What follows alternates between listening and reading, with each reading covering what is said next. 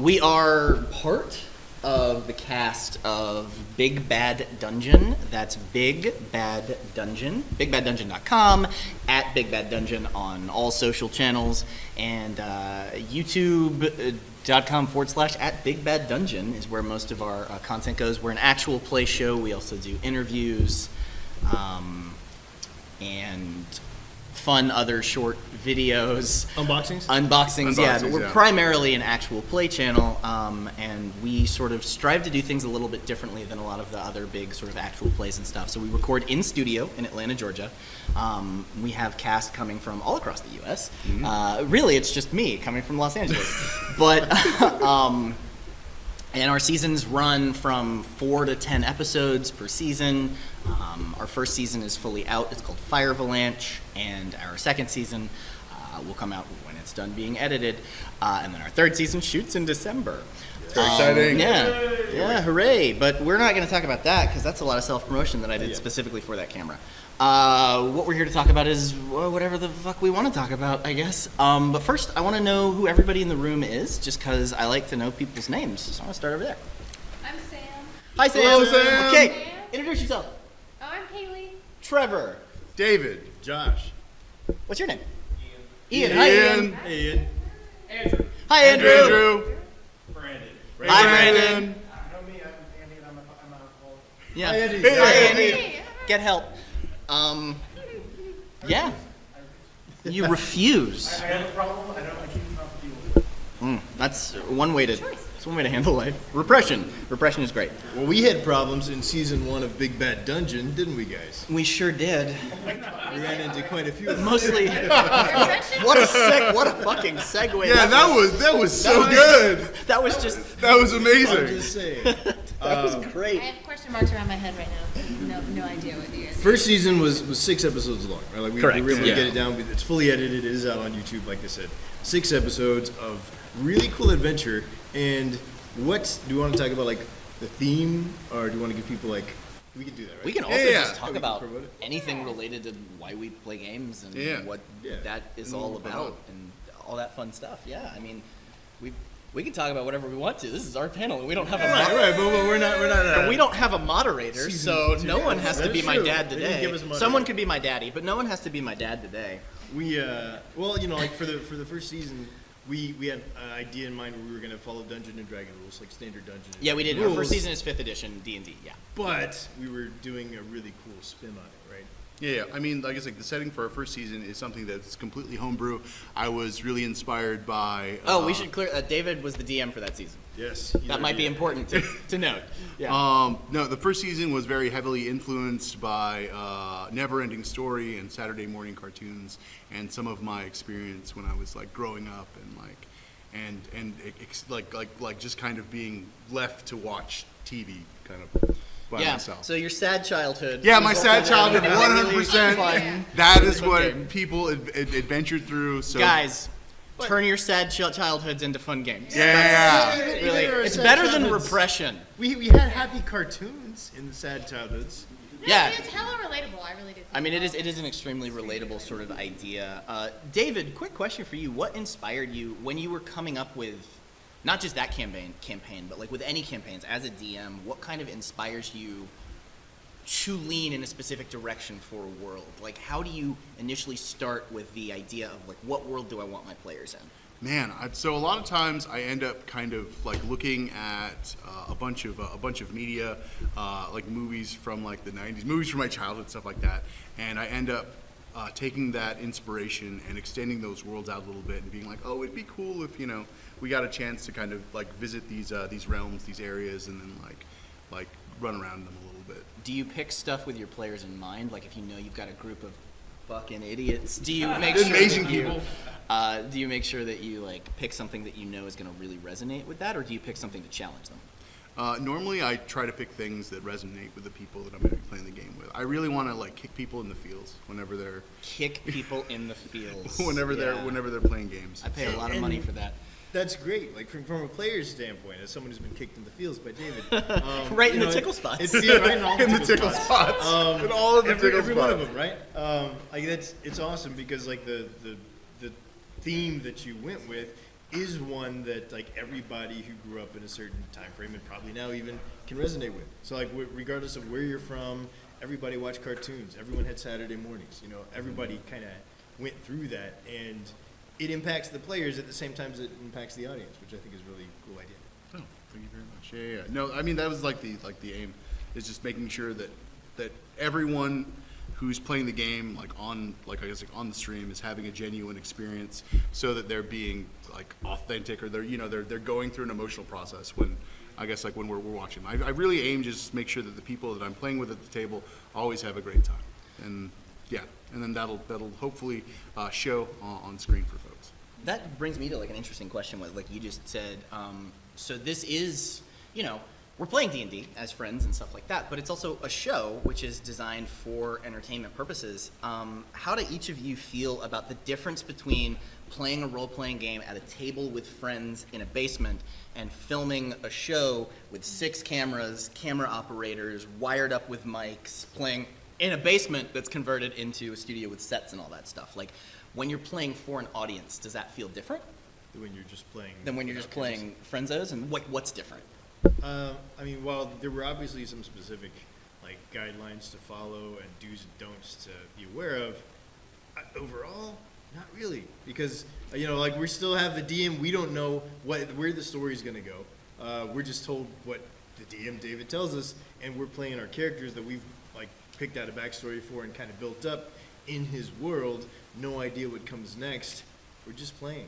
What about you, David? Do you feel a difference between how you run games at things like D&D in a castle, or at regular home tables or at conventions versus on like a show that's being recorded and edited and all that stuff? So like, I mean, on a show there's certainly a lot more heat. Like you certainly like feel the pressure, but I feel like that creates part of the performance. I think that when we went through the casting process, we made sure to get people that were very, very emotive, people that would have these, big natural reactions, so that if we were Shout out to May Manning, who's amazing, one of us who can't be here today. But I mean, like I guess, like so that when we got people who were in these situations, they would have those big reactions, and then we could catch that stuff on film.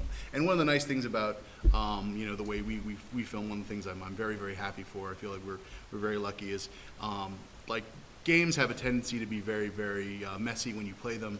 I kind of want them to be messy because that's part of the natural process, right? Like there are things where people are quiet beats, moments where people are just getting information, moments when people are rifling through the rules, and because we take the time to like edit that stuff out, it still feels like a very natural game when you're watching in those moments. But a lot of those other moments are taken out. So. Kaylee, what about you? I'm newer to D&D, so I really hadn't done a lot of games not filming them. So it was That's true. interesting. I think like I think we played together on your first game. Yeah. So I've only ever been filmed, but I kind of forget the camera's there, so like I'm gonna pick my nose and scratch my butt. You have good faces. Yeah, you have the best faces. Good faces. You have the best I faces. do. I think it's because that's the most beautiful part, is forgetting about it, and so you're just genuinely in the moment reacting. Only occasionally am I like, oh yeah, there's a camera there. Oh shit, okay. Yeah. And I think that's nice. I think that plays better, than when you can tell somebody's like, unless we're like, look at the ads. Click here. Right. It feels. Please sponsor us. Exactly. Yeah. Yeah, I feel like for me, it's kind of the same as like playing with friends or in a smaller setting, but I know it's a show and I know cameras are there, and like my job is I'm an actor and a voice actor, right? So out of Los Angeles, so my job is to perform. So when I know I have to, I crank it up. So for me, I try to keep it natural and keep everything like just me, right? Like just let it happen. But the second I try to, I step into character or I make decisions in character, part of my brain is like, this is a story. We're all telling a story together. Let's turn that story up to 11 instead of just 10. So a little bit of that, especially when I think I do that more when I'm GMing, because I GM the second season of our show, which is a Powered by the Apocalypse game called Masks, which is my favorite game. Super fun. But doing that, I knew the cameras were there, and I knew I was trying to help my players tell a story that was engaging for an audience. So I just like pushed it a little bit further than you would at like a home game. Because also with a home game, you can like play for 8 hours and like, you know, stop for snack breaks and stuff like that. But when you're doing a show, I don't want to make an audience sit there for 8 hours, right? Like, no disrespect to them at all, because I am a critter, but like Critical Role has 4-hour episodes every week. And we were trying to do something a little bit different than that, trying to be an alternative to that, trying to be something where if you don't have time, you can still watch an actual play show. So we wanted to make sure that like everything comes in under, you know, 2 hours, hour and a half. Our third season is everything's gonna come under like an hour. Our episodes are gonna be shorter, just because digestible. Yeah, a digestible, complete story. So I kind of have that in mind when I'm playing to make sure like get to the action quicker. He has the best energy. You'll see. Yeah. I don't know if it's the best. I have energy. I don't know if it's the like best. You're always throwing a wrench in somehow or doing something different. Or I do that when we interesting just play and unique. regular. His characters are super amped. Yeah. They're ready to Yeah, go. I think I have like, I used to do cocaine in the 80s energy. Solid. You're like a catalyst person, I would say. You're a player that is a catalyst for action. I am definitely, and I aim to do that. As a player in a game, I make sure that I bite on hooks that the DM puts down. Like, I'm paying attention and waiting for those moments, so I will grab them and pull on them as hard as I can to make things keep going. And like, I will be the first person to kick in the fucking door, right? Yeah, like certainly every like, time. 100% every time. Yeah. I will not argue with that. There's a big red button, and everybody's like, we could do an investigation check. And I'm like, I push it. Let's go. Yeah. Like, so. Next thing. Check for traps? What traps? What traps? That's impossible. You defeat traps with karate every time. The first Unless, person of to elbow course- drop a table would definitely be Trevor. Would be me. Yeah. Unless, of course, we have, you know, characters at the table that are built for investigating stuff. I'm not going to step on those characters' toes by doing stuff, but I'm not going to let inaction happen. If nothing is happening, I'll go for it. Kaylee, you also do that, though. You have, like, this kind of reckless abandon because you're, like, newer to the game, so you're just like, I don't give a fuck. Let's do this. Yeah, that's fair. Yeah, See what happens. But with less thought behind it than you do, which is that's the. You think I think? I do. Well, yeah, occasionally. Occasionally, thank you. But yeah, I can tell. I can tell that you just understand narrative. You understand that it's very interesting. Thank you. I think we all do, You right? all do, like, absolutely. I mean, Josh you have like David a couldn't really strong understand theater narrative more, background.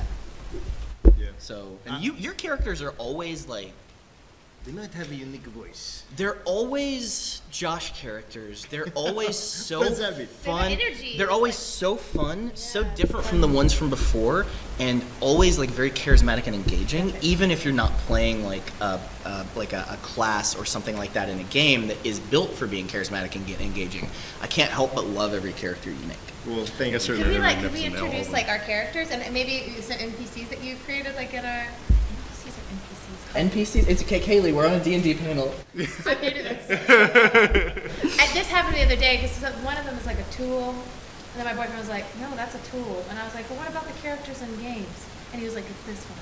There's like NPC and then there's like an NPC or something." Are you saying the same thing twice? Save me from this moment. Yeah, I mean, I kind of think that's a fun question. We got asked this yesterday on a different D&D panel, but let's talk for a second, I guess, about like favorite character or NPC you've ever created and played. okay. I think that's a good question. Oh, wow, that's a big I might question. ask y'all That's that great. same question in the audience because I enjoy hearing about that. So Josh, what about you? You're smarter than the rest of us. What do you think is you can think faster. What is your favorite character you've ever gotten to create and play for any game? It's kind of really tough because every time I play a new game, I play a new character, and even though, what you mentioned earlier, it's kind of hard for me to remove all assets of myself or facets from myself with the character. I do try and play different characters. I like high charisma stats because it's fun and I can interact and engage with people in a cool way, but each character is kind of cool and unique, and it really depends on the story setting how much I love that character, you know? But Okay. if I had to maybe pick a particular one out of all the ones that I've played, probably, I don't know. It's tough to say whether I'm playing a rabbit bard or whether I'm playing a Spanish superhero. You know, like all these characters are fun for different reasons. So I'd say the fun I have with the character really depends on the world crafted by the DM, because I can have just as much fun with a rabbit with pipes in his hands as I can with somebody on a motorcycle. You know, Those are real characters Josh has played recently. Yeah, 100%. we got some cool worlds, guys. You should check them out. David, what about you? Do you have like a favorite character you've played or a favorite NPC you've built? Non-player character. NPC stands for non-player character. So I mean, I have a lot of NPCs that are pretty near and dear to my heart. The first season, I think my favorite character is kind of a spoiler, so I'm not going to go into them. But I do feel like for every game there are these, I guess, like these latch points, these little like keyholes that you can use to sort of like look in the world, and they inform the various perspectives of the story that you're trying to tell. And I think that those things are important.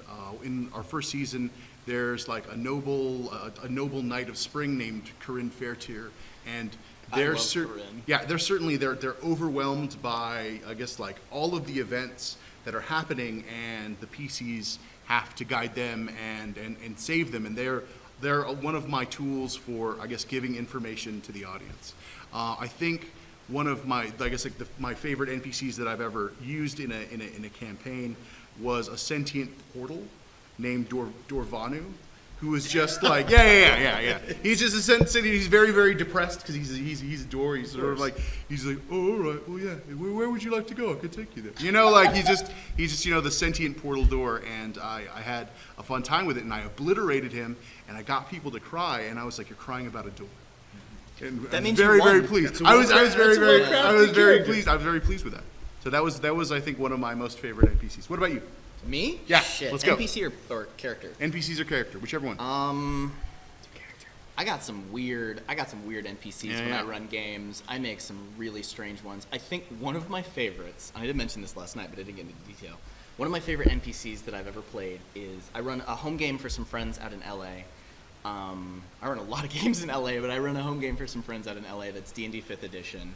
And the sort of backdrop of the world, because the players wanted to do like a very dragon-focused thing. So the sort of lore backdrop of the world is all homebrew, and it's this idea that, it's based on like old, Babylonian stories of Tiamat and things like that. So, dragons, 2 dragons were the first beings in existence. One of them died and became the world, sort of a vibe, right? And dragons themselves are descendants of these things, big dragon. And so the sort of pre-story to that is there was this great war like hundreds of years ago where this dragon called Ormtung, the Mad Dragon, discovered chronomancy, traveled through time, ate his past selves to become a god. Nice. And he was defeated. Like you do. Yeah, and he was defeated ultimately. And one of the player characters liked that and wanted to have a staff with one of his teeth in it. So I kind of Horcruxed it, and there's like a memory of Ormtung in the tooth, and it speaks to her, and she has now become a warlock that is its patron.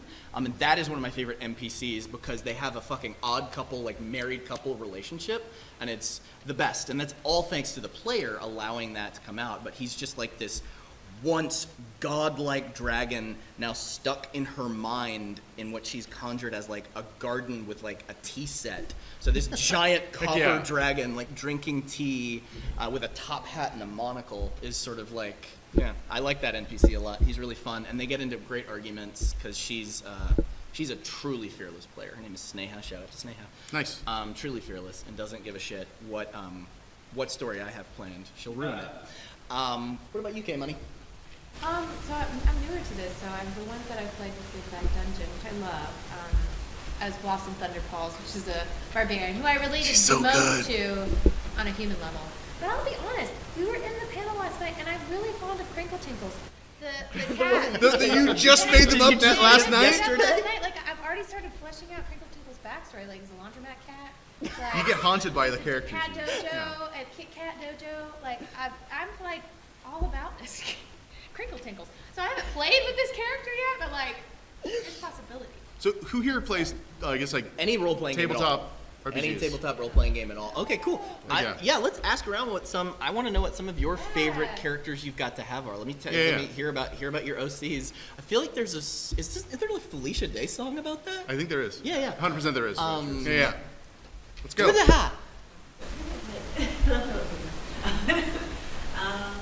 So I mostly just do one shots, so I haven't done that many in the campaign with them, but I usually do bars, but one time I did a orc, half orc. Her name was Sharon. Hell yes! Love this. Through a trach hole. And always had these great things to talk about in the uncle, and she just kind I love her so much. Yeah, she's absolutely amazing. I want her to be my aunt. Anybody else who wants to share? Yeah, how about Andy? One yesterday, I think but I already said that he's the guy who eats all the bosses. I loved that. Yeah, it was so cool. Like, just kept rolling really high. But my favorite character I've ever created has to be Bob Saget, the Destroyer of Worlds. That's okay. We said character that's fictional that you created. Right? Like no. Bob Saget, Destroyer of Worlds, he is literally just like a young, he's like a they them in GTA Online. That's like a low-key troll that he doesn't do anything wrong, but like he does stuff wrong, you can't really get it. And it's just a name. And that's the funniest thing is people like I'll be in cars and people will be like, so how many worlds did he destroy? I'll be like, what? And they'll be like, well, you're Bob Saget, Destroyer of Worlds. I'm like, it's just a name, man. Don't be rude. Don't assume things about me. Don't assume things about me. Does anybody else have a character they'd love to share that's their favorite that they've ever made or cool. played? If you don't want to share, you don't have to share. Yeah, straight up. What do you got?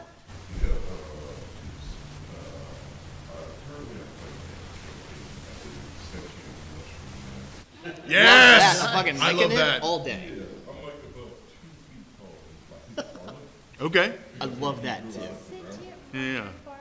He's 2 feet tall. I'm dying. Does he have arms? great. How does he farm? Well, that's the thing about it. So he forces. I think the way how he's an extremely strong. But like he's small enough to make all. I'm imagining like sexy Squidward, but mushroom. Like I think like Oh, abs just a on his, jacked abs on mushroom? his stalk. Yeah. Like what? So essentially, all farming tools, due to his size, are counted as big weapons for him. Okay. But he also make them bigger so that he can farm better.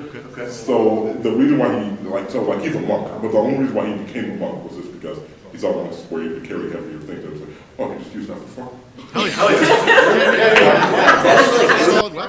That sounds like some like straight Pathfinder first edition like Titan Slayer stuff right Yeah. there. Right? Like, That's pretty cool. So wait, is he a guy who farms mushrooms, or is he a mushroom man who's also a farmer? Oh, he's a mushroom man who, well, he's a mushroom man who's a farmer, essentially. Okay. So, like his main goal is, like, I want to put every crop into one of my farms, and that means every month. So, doesn't matter what plane it is, if I can farm there, I'm getting a seed from them. Okay. Does that also include mushrooms? I was looking at that, yeah. if you're farming as a mushroom person and then consuming them, does that count as cannibalism? That's what to say. The way how a gardener would see it, because apparently, I forgot you can talk to plants. So, that's why. Hey, little buddy, don't scream! Oh my god, yeah! Sounds like that. Mushroom Man sounds very realistically ambiguous. I would say that a gardener would, even though he does like see kind of like people and everything, that his relationship to death, due to him just being a mushroom, is like, go sweat it, he'll come back. Oh wow. Yeah, that's amazing. That's So like anytime when he sees like a big enemy, it's like, you make for some pretty good fertilizer, honestly. That's such a good perspective. That is so interesting. Anybody else got one they want to share? Yeah. So, I took him in the race. It was a 4.0 race, right? It was like this angel-esque character, right? And here we go. I can't remember recall, right? But the characters, they can be very long-lived, right? So the premise behind this, the character was, my character was crazy, right? Like not there in the head, right? So not like ex-girlfriend crazy, like no, suicide like crazy. actually like insane asylum crazy. Yeah. And so essentially the way the party got me is I was at the right place at the right time. And I would make them all nervous, right? Like I'd walk around, I'd be twitching, and in character, right? I would be walking around like table, right? And doing kind of like my character would be like standing near my friend's character. I'd be over there just kind of behind him and just like doing this stuff. And at one point, I made a joke about how one of the they had a squirrel companion, right? It's like, oh, I speak squirrel. Roll for it. Now I totally speak squirrel now. And I just like, the squirrel can, the squirrel. And it's just this random stuff like that. Like I just like trying to play this crazy character because I was usually so used to being like the quiet, like I'm the mage, I'm quiet, I'm this, right? And I was an Avenger because the way the character worked, I kind of played me the part. Like I'm trying to get my memory back and figure out what the heck's going on. Cool. That's Yeah, awesome. it was very weird. Adding like physicality into it too can be like really. Yeah, it was the first time I ever did anything like that. 'Cause again, usually I'm like, there's no fireball. Okay, great. I was like, that's a little different. Yeah. You add like visual persona. Yes, You have like exactly. quirks and stuff to your character Before. that really kind of makes them more defined. Yeah. A lot more fun to Yeah, play. I think that's like a really cool thing about creating a character is not thinking what can my character do well, but thinking what does my character suck at? What are like the flaws that this character has that define them as a person? Because a lot of real people and like three-dimensional characters are heavily flawed, right? Like one of your favorite movies is Pirates of the Caribbean, right? Oh, yeah. Jack Sparrow, awesome character, hella flawed. And that's what makes it interesting. So I think that taking that to like a role-playing game can be really fun. You just kind of got to be careful so you don't end up like edgelording too hard. But I really don't think there is such a thing as edgelording too hard, personally. But Well, and also kind of some people would disagree with me, David. What are you talking about? I'm like such an edgelord. You're such an edgelord. I'm such an I know. edgelord. You're such an edgelord. I'm so grimdark. the other thing, is trying I'm to, so grimdark, scary. Yeah. like even before, like especially for games like Dungeons and Dragons, right, where you're playing character, class, race, deciding like what type of character you want to play before you even decide the class, right? Or maybe even before you decide the race. Like, what type of character do I want to be? Do I want to be a really quirky character? Do I want to be a serious character? Do I want to be an intellectual? Like, do I want to be crazy wacky? Like, what character do I want to be? And then kind of shaving that down to, all right, well, which race do I think goes good with that? Or doesn't? Like, do I just want to play a race that doesn't? Or is like completely, do I want to just play a sweet orc? What do I want to play? And does it match? Does it mesh with the character, or does it go against the stereotype of the character? And same thing with class, right? Like, what class would I be with the character? But some people choose class and race first, and then decide what And character there's fits nothing it. wrong with Right. any option. Exactly. at all. Everyone's got their own way of doing it, and some people will have an idea of the character and add the other stuff on top of it. The only way you can go wrong when you're creating a character is if it's not fun. Yeah. That's my personal opinion. Like, I think that I'm gonna stand on a soapbox here for a minute. I think that in like the modern state of role-playing games, it's gotten a lot more attention because of things like Stranger Things or like The Legend of Vox Machina or like some Dimension 20, like some really big successful shows based on it, or streaming shows that do it, or actual plays, Baldur's Gate 3, video games. It's a lot more in the public consciousness, and I think a lot of people, I've met a lot of people who haven't played before, who want to play, and they put a lot of pressure on themselves to do it right, because they're seeing other people who are doing it so well performatively that when they don't hit, they're afraid that if they don't hit that level, they're not doing it right, or they're not playing the game right? Which I don't think is good. I think that the only thing that matters when you're playing a game, the operative word is game. And what is a game supposed to be? A game is supposed to be fun, right? Yeah. So no one is doing anything wrong with whatever character they come up with, game they're playing, or world they're playing in, if you're all having fun. And that's my soapbox. That's my thanks for coming to my TED Talk. I'll be here all weekend. Yeah, I certainly think that, I agree with you 100%. I think that, there are all these wonderful shows that have contributed. Like Big Bad Dungeon. There are these wonderful shows that have contributed to like the rise of like role-playing games as, a streaming media, as these shows we consume. But I also think that like one of the reasons that role-playing games have become this, that have gotten so big culturally is because, we've gone through a lot of really lonely times in the last couple of years. Yeah, 2020 was right? not a good year for anybody. And 2021, it kept going. Right? And certainly like just having the ability to be in a space with some people and play these imagined characters and go on an adventure.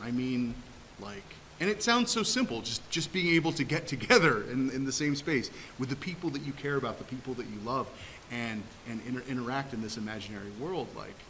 I think that loneliness is something that that's kind of that desire to connect with other people, Be together physically too.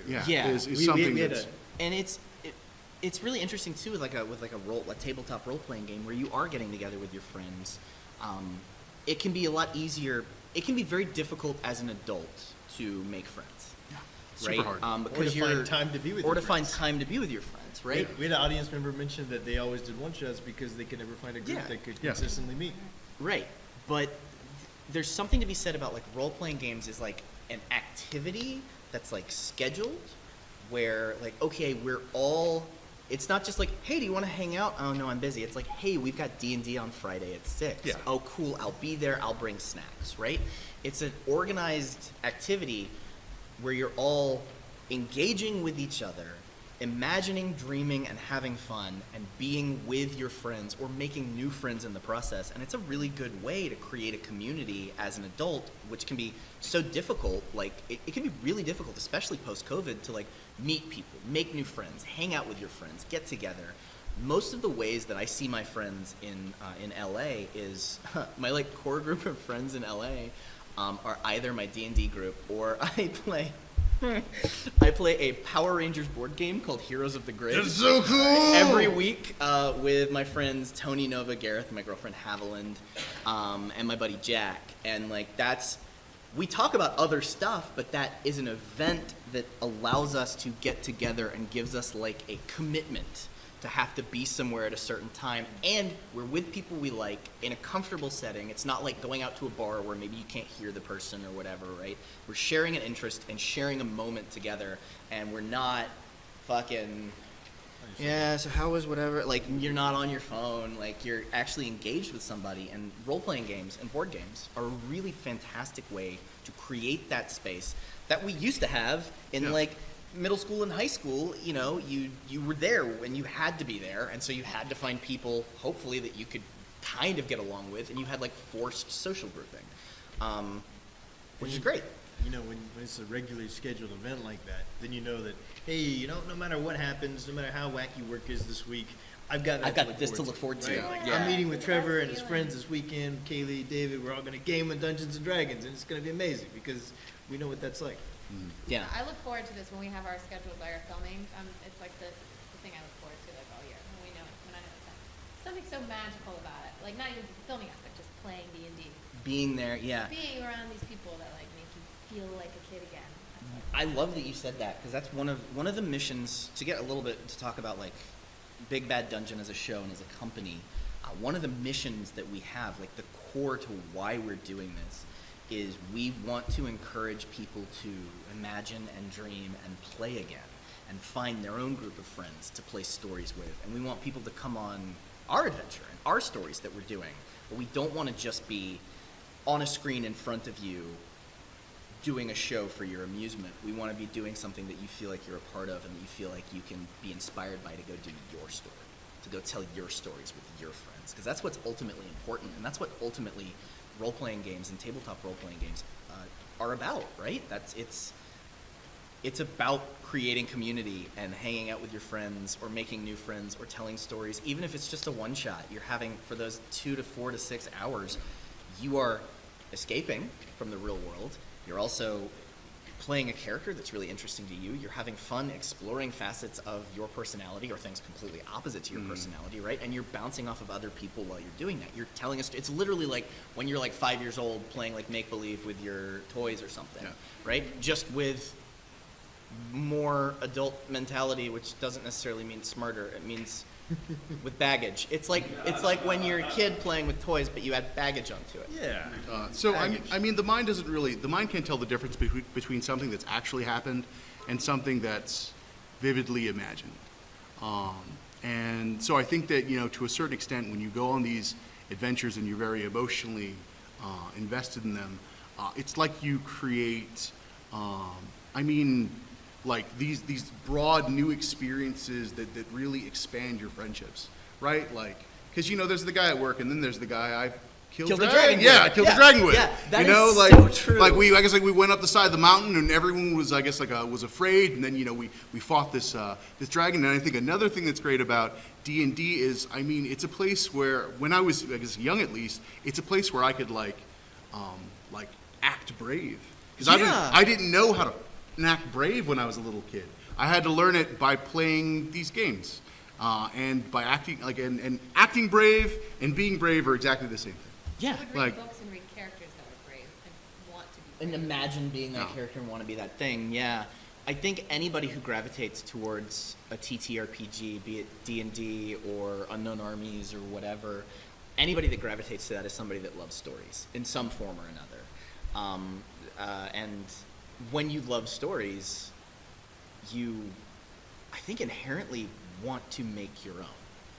I don't think I've ever met anybody who's just like, yeah, I love to read books, but I don't think about my own ideas. Like, I don't think that's true. I think people, when you hear stories and you love stories, your brain just, even when you sleep and dream, your brain just comes up with more stories. I think there is a desire in every person to tell a story or their story.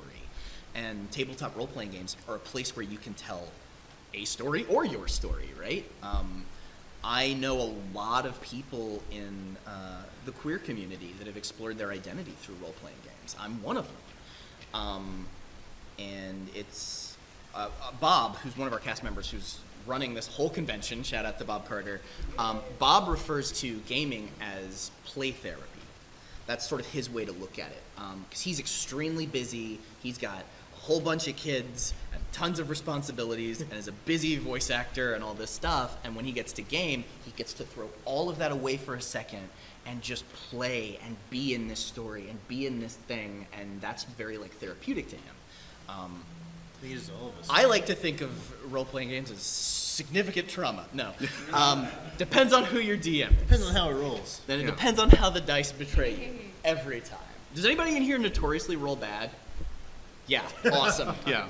I biff it all the time. Yeah, question? So, kind of makes me think of like my reason for acting. Yes. Just like the thing is like my life is I have lived for like 1,000 traumas all rolled into one. So the only time I can truly be free is when I can exist. Take off the shackles of my life. Is when I can exist as someone else. Take on their world, their problems, what they deal with, and just kind of exist as that person. And every single nanosecond of that, even if it lasts only 3 seconds, every nanosecond of that is worth more to me than any amount of money, fame, and the entire universe. Yeah, and that's a very significant, powerful part of it, and that's like one side of it. And there's also something to be said for the opposite of escapism when you're playing a role-playing game or playing a character and putting parts of yourself that you want to like mess with or experience or whatever into a character too, right? Like, they're both freeing in very different ways. And like I said earlier, there's no wrong approach to how you do this. You don't have to be, the cast of Critical Role to be having a great, meaningful, amazing game. They have a great game. They're also some of the most talented actors that are currently working in the industry right now. So most of us aren't that, but most of us can imagine just as well and come up with characters just as well and have just as much fun in, a basement somewhere or a game shop or a convention hall filled with people we've never met before. Yeah. None of it matters when you're playing a game with your friends, right? Like Yeah. you're sitting around like you got your character, your cool character, rollerblading into action and stuff, and everyone's playing their own unique person they've come up with and putting it in a cool scenario that we didn't know was going to happen because whoever's leading it just like thrust you into this situation and you just get to create. Also, how sick as fuck is it to be able to imagine being somebody that can do shit that living people cannot do? Like, how sick is it to be like, yeah, I'm a wizard and I can blow up a house, right? Like, that's so rad. Or like, I've got a giant 6-foot-long sword and can decapitate a minotaur, right? Like, there's something so cool about these epic adventures and getting to like experience them, not just from a screen or from a page, but to be in it and living it. That's so cool to have that opportunity. Honestly, there's like nothing better than being able to just like get with your friends and be like, okay, cool. So today you're all part of Io Iridian's space fighting crew of misfits, and we're gonna go conquer Thessalon 4 or something. Like that's so rad. It's a good game. I like that game. I just made that up. That's Right pretty off cool. the top of my That's gonna be a great game. Cool. Print. Well, and like sometimes making you have an encounter or a reaction that nobody saw coming that is so cool and so epic. You and your buddies talk about it for years to come, right? Like, yeah, we do talk about, like, I mean, all of you who've played games before, like, talk about moments from the games with, like, your friends, and you have those moments where you try to tell somebody who's not a part of that game and they look at you like you're insane. Yeah, that's their loss, not yours. Keep doing that. Like, Inside jokes forever. Yeah, inside jokes forever, but it's not even like inside jokes. It's like inside, like I'll do one right now. So you remember in that one game where we were the only two that lived? yes, And I we do. took that ship, the fly ship with all the dragon, the baby Yep, dragon. I We do. still talk about that. So we played a game with Bob, who's not here, Bob was leading and it. Josh's character and my character in that game were the only two that survived the final David boss was in it encounter. too. David got murdered like bad. I got super killed. That's why I'm not talking to you about that memory. It's not a good one for you, but for me and Josh, it's great. And we actually talk about it all the time. It'll like come up in conversation, or like, I guess we haven't really brought up stuff in conversation about games because some of the games we played together were traumatic for reasons outside of the game. That's fair. Yeah. Kaylee and I have been on several different actual play shows. This is the only one that survived. The other ones did not survive, and was not necessarily the best of experiences for both of us coming. There's a bit of controversy wrapped up around some of them. Does anyone else have like a really, really big moment that they'd like to share? Like something that's really huge? Yeah, let's go. So, I don't know how relevant this would be, and I was somehow thinking about, we had like a homebrew item, it was like a little dog statue, Oh yeah. and I had it, and I just put it in my inventory, forgot about it for like a year. I had no idea what it did or why I had it, and I was like, oh, what's this dog statue? And I don't know, used it somehow, and it's a talking dog. That's amazing. That's so good. And I was like, what the? That's the specificity, the crazy specificity you can get to with D&D. The shit that you can put in your inventory, that you can create. Or Literally, D&D in it your is own- like yeah. It's pretty incredible, I think. There's rules if you play by them. That's what I was gonna say. There I are don't know, rules depending that on like your needs. framework stuff, but imagination is endless. Yeah. So your imagination can go as far as the rules that you all are playing by will let you, right? And you can bend and break those rules sometimes, and it's still okay. Like, I hate rules, so I'll let my players do whatever the fuck they want and figure out how to make it work. But even if they're, it's more like if they're like, yeah. But that's what's so cool about these kind of things is you're not, set to a 90-minute, 2-hour time limit for like a big screen movie or number of pages for a book. Like, you and your friends can play as many sessions for as long as you all stay together and want to. And in those sessions, you have as much time basically to do as much as you can in those moments and do kind of whatever you want and be free to like fully imagine whatever is possible. And one of the things that we've talked about before, me and David have talked about that's really interesting and really fun about role-playing games is when like connection happens. So like you're X number of people all with different imaginations and different ideas inside of your head about how each scene is playing out, right? Even if you have like minis and stuff, they're still kind of more like guidelines of space. But in your mind, the way that you describe swinging your sword against the goblin horde might be something different than the person beside you is picturing. But sometimes, if you guys have been playing together enough, you'll start imagining the same shit. And that is so wild, because that is 6 people's imaginations supercharging a singular imaginative consciousness that is fucking rad. And there's no other place where this happens. I got on a soapbox again, I think. Yeah. It's a comfortable place to be. And like you mentioned the dog statue that you just had for the Very longest time touching. without using it, and then you used it and you're like, oh, this is a talking dog. This is amazing. One of my favorite things is when a dungeon master that you're playing with comes up with a unique item. Like not something that's on like the normal table, right? Yo, I love a talking magical item. He just creates Yeah. a cool item. Like he's like, oh, well, you're a bard? Well, you find some awesome bagpipes that have some really cool features to it. And he comes up with the characteristics and everything. Or like, you found this really cool piece of armored bracer because you're a rogue, and he dictates what it does, and you're writing it down like, oh, that's so cool, I've never heard of that before. And it comes in really handy, and you get to use it in cool ways, and it just completely makes for some really epic moments. To roll on with that, I recently picked up my game. I was DMing for my friend for like a year hiatus, but I definitely follow the thing of like, hey, if you would like a cool little boon for your character, you'll write me a little backstory, and then it be super extravagant, easy to do. And one of my buddies said he was very much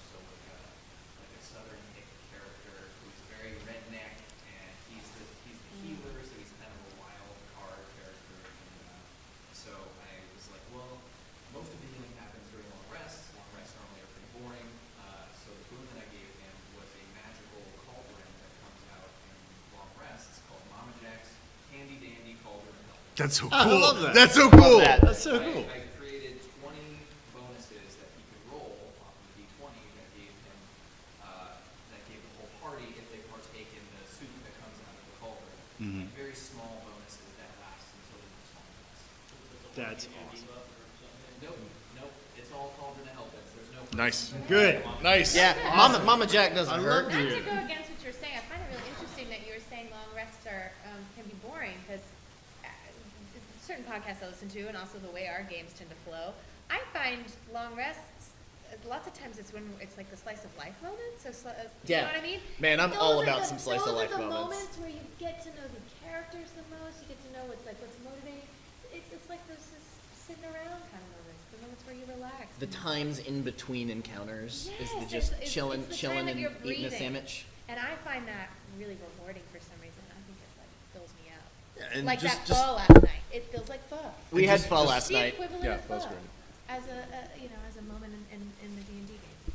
Just as a person who's new to D&D it. pho. It's one of my favorite things to experience. Yeah, I think like you certainly, there is something to be said for like downtime in games where you do certainly get to explore these characters more. Do you guys out here, raise your hand if you prefer downtime in games? Dope. I love sometimes. Okay, what about if you prefer like encounters and action in games? Also sometimes? See, that's just different motivation. So that's why I didn't want to say it's, for you, it might be really boring. And I just find it really interesting to see other people's perspectives, because I'm like, oh, wow. Well, if you get, I personally like long rests, and I like doing a little bit of role play and everything. I mainly use D&D not only as like a time to connect with friends, but also like as a voice actor, I enjoy creating characters around voices I want to practice. I enjoy role playing in most aspects of D&D, but my player base that I met in college, who introduced me to D&D, that we've been friends with for over a decade, a lot of them, the majority of them, I will say, very much so the people of like, I like to long rest, and that's cool, let's get back, and then most of their roleplay comes out in like the side adventures, like the gang goes to the beach episode sort of thing. Like that's all about a beach episode. I was going to add on like a story that was, this is actually D&D related. The Glorthu character. The one that introduced everybody. So like this was actually a downtime moment, which is like just was so rare in this. But we were at just a market, and like a whole bunch of things, and the DM was already frustrated with me because like every boss I was already doing that. And then we were at a market, and we had one person in the group who knew the game like obsessively well, and we were in a market and we were talking, and the DM was just like talking to one of the people, like this is what's going on, and suddenly I'm just like Glorthu hungry. And I said, I'm going to roll to eat the shopkeeper. And I rolled, and I got like a really high. 9 million. And then he's like, you know what? Actually, I don't want you to do that because we need the shopkeeper. So like the shopkeeper will your roll counts down by 6. So then the friend was like, well, I do this spell and it gives him more initiative so that he automatically wins the roll. She wasted like this one-time thing to make sure that I could beat this shopkeeper. That's what a true friend does. True friend helps you commit cannibalism. You've heard it makes the dream work. Teamwork does make the dream work. There is no I in team, there is meat. Well, fair enough, it was like a multi-racial, like multi-bestial thing, so it was like a cat person or something. So I don't care. It has on 2 legs and it talks to me. Like that's If a cow came up to me on 2 legs and was like, "Hello, good sir," I would be like, "I will not eat you." Like that's sort of where I draw the line. Good to meet you, sir. I will not eat you. Yeah. So we had a question from YouTube after you talked about previous streams falling apart. Okay, yeah, bring it. What are the biggest obstacles to successful that play? The biggest. Can I take this one? Go for it. Hell yeah. The biggest obstacle to successful actual play streams, the biggest obstacle I think is to making them successful and to making them last is professional understanding of the industry. The situations that we've been in before that fell apart through lack of good communication or lack of good planning, and not from like a singular source, but from like multiple sources, like dominoing and falling apart. If you have a core team that puts in the effort to understand what they're doing, and if everybody's on the same page, you can do it. Another problem that can come up a lot is like the too many cooks in a kitchen. If there's too many conflicting ideas about what needs to happen, then that can cause it to fall apart. Like, I want it to do this, no, I want it to do this, no, I want it to do this, well, I don't want to work on it anymore, right? But that goes back to a professional understanding of what's happening, right? Like, David's one of my best friends. David and I are both executive producers on this show. We understand the difference between being friends and being showrunners. Yeah, super important. Right? Super important. And we don't hate each other, which means we're doing something right. That's a really big deal. So working with people you really love who are professionally on the same page with you is the key to success. And if you don't have a professional, and cannot stress that enough, a professional understanding of what you are trying to accomplish, a good business model, then house of cards. Yeah. Anybody else have a thought on that, or am I? I mean, also, so Big Bad Dungeon is I think my third or fourth attempt to do all this stuff, and I'm a firm believer that you are not defeated until you give up. So I guess I've tried to put together streams before, and it hasn't worked out for good or for ill, and it took a long time to find a group of people to make everything happen. But you know, sometimes it's just the journey, right? Like it just takes some time. Just don't give up, and eventually you'll get it. And having clear communication with the people that you're working with is really important. Having clear communication with like the team that's in charge about like, this is what we're gonna do, here's how we're gonna do it. Anybody got any questions? Yeah, I have a question. And then addressing all of those things.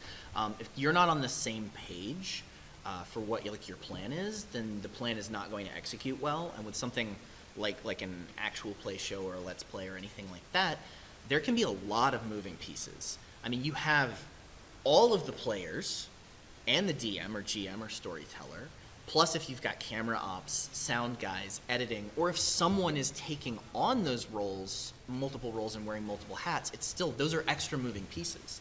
So if you have all of those moving pieces and they're not moving in the same direction, then that clock is going to break, right? If the gears are not syncing up the right way, then the machine isn't going to run. And so communication and professional understanding are the things, I think, that cause stuff to fall apart. Also, personal differences can cause shit to fall apart too, but ego and things like that. But that's true of any tabletop game, right? Like your game can fall apart because maybe you have a toxic player or something like that, and that player leaves and then the game becomes something different, or people don't have time, or all kinds of things like that can also cause stuff to fail. But if you're talking about an actual play show where everybody goes, hey, we're going to make this show, I think it's down to like communication and professional understanding and having like clear goals addressed. That's what can help you succeed. Sometimes in games, some people forget that they're playing with a group, and they start to think that it's just them and the DM, and even though you might be playing at a table with like 5, 6, 7, 8 other people, but they'll forget that it's a team, and the team tends to work together.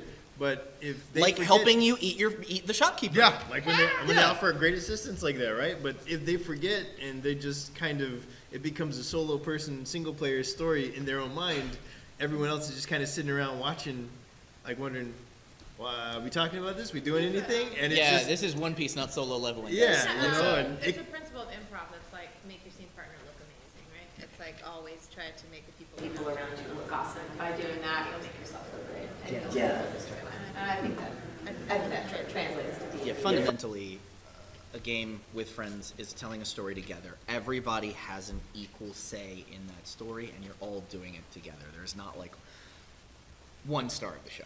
Right? Yeah, so don't forget you're part of a team. Yeah. You had a question? I was just going to kind of roll off what you were saying as well. Is that a lot of players, when they do play D&D, that I've encountered personally, they obviously nobody likes rolling low. Nobody likes, as a player specifically, like getting a 1 or getting a 2 when you're trying to get killing low. I actually love it. Most people don't like losing, right? Yes. Right? But I feel like kind of making your scene partner look amazing, making your team look really amazing is part of like, you can adapt that into your failure. So maybe you didn't get the killing blow, but you can use like, I personally used my bonus action to like, I miss with my greatsword, but I'm kind of on one knee, and then my buddy wants to come in, and so I prop him up and vault him up, and and it's made those moments where I'm like, oh dang, I really wanted to get the killing blow on this guy, but I'm like, oh fuck yeah, like. But I just I love my think friends. it's still there when you team. I got 2 hands. Back there. Yeah. And then I'll come to the one up front. Yeah. Piggyback off of this piggyback comment.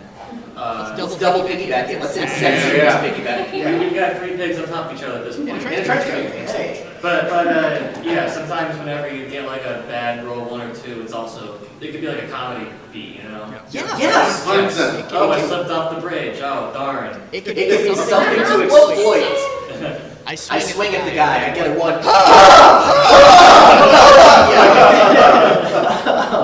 What about you?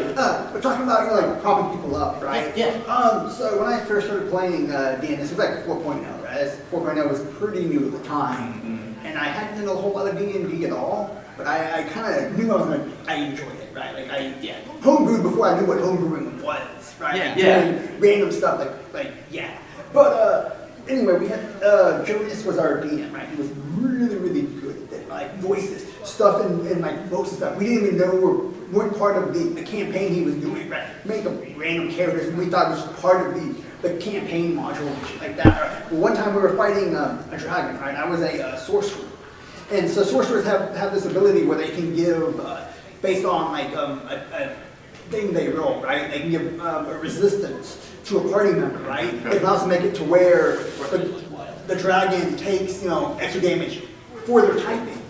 And so I was able to give a party member resistance to the dragon. Right? We almost all died, right? Like I really helped out, like allowing the main damage dealer to be protected from them and allow extra damage to happen through another party member. And we were able to take it down through all working together, building each other up. Hell yeah! Love that. So we got time for like a couple questions. If you guys have any questions, a couple minutes. If anybody has any questions about anything, it could be like favorite sushi, sure. If anybody's got a question, hit us up. Yeah. So what's the best way to build a community to watch and participate outside of your The best way to build a community what was the rest? I tuned out for a second. To watch and be on your Discord and everything. Oh, for us? Yeah. Oh, yeah. A fan community. I mean, we're working on building a fan community right now for our show.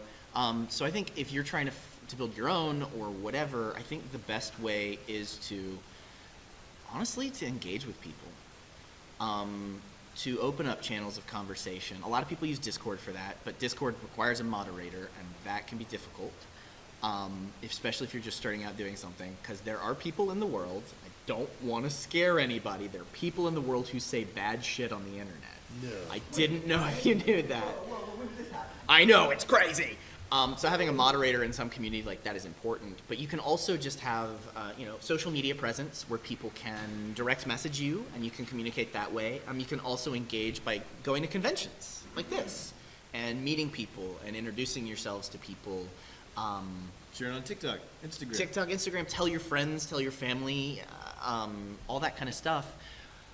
I think the strongest fan communities come from direct human connection. So things like meeting people in real life, talking to people in the internet space, but like actively talking to them and not just being a wall that people slam into. And also something called a brand ambassador. A brand ambassador is somebody that loves your shit so much they will tell everybody. That is still human connection. That is a human being telling all of their friends or anybody they come across about the thing that you've made. And finding the people that will do that and propping those people up and even like making them a part of your team is also a really good way to do it. You can also, if you have really good connections with people that are in like marketing or things like that, or social media management or things like that, if you have those connections, you can exploit those. Exploit's like the right word, but it sounds really bad. You can use those and pay the people money for it or buy them snacks. Utilize. I don't know. I like exploit. I live in Los Angeles. It's exploit. No taking advantage. It benefits both. Do not take advantage. Do not take advantage of That's anybody. a different. If you want to build a strong community, do not take advantage of anybody, and do not take anybody for granted. Certainly. That's a big thing, I think. Anybody got anything to add to that? I just know your avatar, know the person that you want to, deliver information to. There's so many people in the world, and so long as you keep putting your message out there and you don't get discouraged, you're going to make something that some people will find and some people will love. And if you have, even if that number is small and you're making their lives a little bit better, I don't think you can ask for anything better. Yeah, if you have one person that loves what you're doing, then you have touched somebody. And that's why we do this shit, right? The reason we play games together is to experience something and to form connection and to have fun with our friends and to touch each other with our stories that we want to tell. And the reason that you should be running the show is to touch other people outside of your group. Man, I say touch people a lot. That's not what I mean. I've definitely thought about it. All the time. Look, consent is important. I thought about it and I thought I like it. Keep talking about it's to connect. You want to connect with people outside of yourself. I don't know where I was going with this. I really lost my train of thought because I got embarrassed because I was talking about touching people so much. It felt like it was meaningful. I know. Yeah, when you're playing together, you're seeking out that connection and sharing stories with each other and trying to connect and really like heart to heart, right? And if you're creating a show for consumption, I think you should also be doing that for your audience, knowing who your audience is, but also trying to connect with those people. There is a parasocial relationship that happens a lot with shows like this, where you're watching people who are real people be real sometimes and then be in character other times, and you're watching a real group of friends engage with each other to the point where you kind of feel like you know those real people. I encourage you, if you have an actual play show out there, to take that a step further and actually make it a social relationship, actually engage with people one-to-one really, because that is truly much more meaningful. It's great to have fans. It's more meaningful to have fans that you know, I think, personally. But not stalkers. That's a totally different thing. There's a fine line. Yeah. That's not fans you know, necessarily. Right. Well, I think that's us. Yeah. I guess like we're Big Bad Dungeon. We are Check us Big out. Bad Dungeon. Thank you guys so much. Thank you guys. And on that note, check us out on YouTube. Our panel's over. But if you guys have any questions for us, we'll stand by the door and you can come talk to us directly because I practice what I preach. So thank you guys so much for coming. Thanks, guys.